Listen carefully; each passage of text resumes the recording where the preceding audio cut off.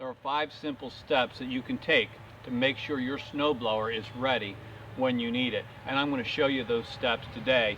We're going to use this Craftsman 22-inch 2-stage snowblower. It was actually given to me. I don't know if it even runs, but the steps that we're going to take on this will be the same for the maintenance on yours, no matter how old it is or how new. So let's get started. Step number 1, inflate the tires. They go soft sitting all year, so you got to inflate them. Wow. If your tires have lost enough air that the tire itself has separated from the wheel rim, that could be really hard to inflate them.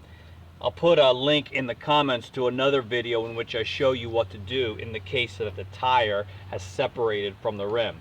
In this case, just a little bit of air and we're good to go.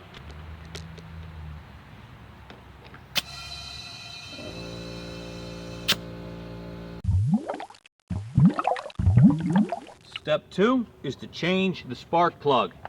Now, if you've got a newer machine or a machine with not a lot of use on it, this might be an unnecessary step. But in our case, we're going to change it out. Remove the boot, use your spark plug socket, take out the old plug,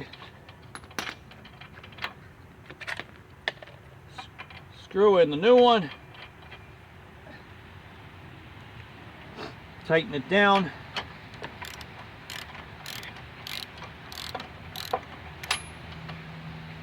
Snug, it doesn't have to be too tight. And then snap the boot back in place over the top. Step number 3 is to change the engine oil. On a snowblower, changing the oil once a year is probably all that you need to do. I've never changed the oil on this. I don't know if it's ever been changed. So this is a really important step on this machine. I like to think of oil changes as giving your engine a bath. A 5/8 inch wrench will get the plug off.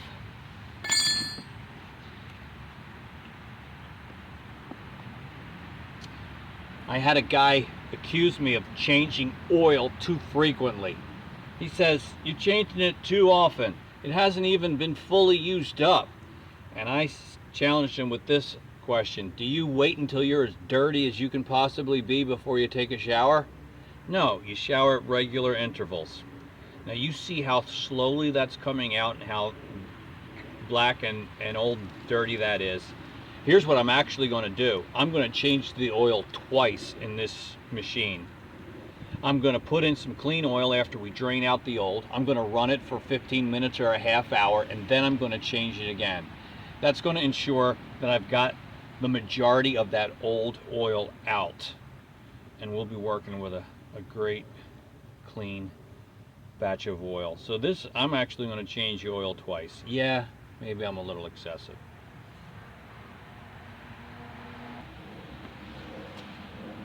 Once the oil is finished draining, we'll put the plug back on. We'll tighten it down.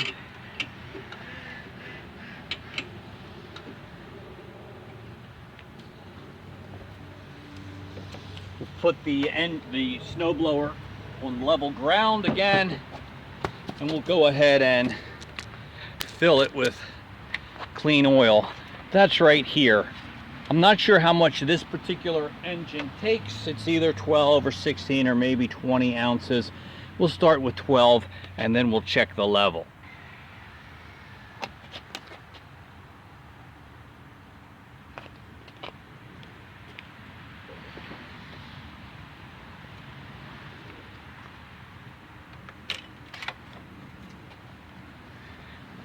And that is our 3rd step. Step number 4 is to adjust the skid shoes. You have one on each side. The reason you do that is because in addition to the tires, the other part of the snowblower that makes contact with the ground as you use your snowblower are the skid shoes. So what we need is something like a paint stirring stick or a shim, and we want to raise the back of the can about 1/8 of an inch off the ground. And I'm going to do that with this shim. That way, it will only be the skid shoes that make contact with the ground and not this scraper blade back here.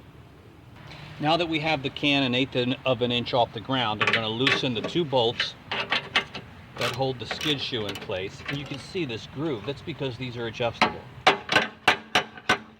And I'm going to tap them down to make contact with the ground.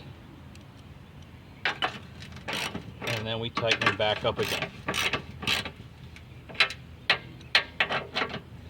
And that's all there is to it. I'll do it on this side and also on the other side. And that's step 4. Our 5th and final step is to add fuel, fire it up, and make sure it runs.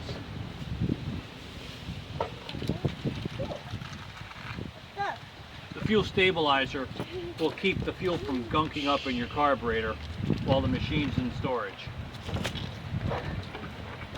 Well, let's see what happens.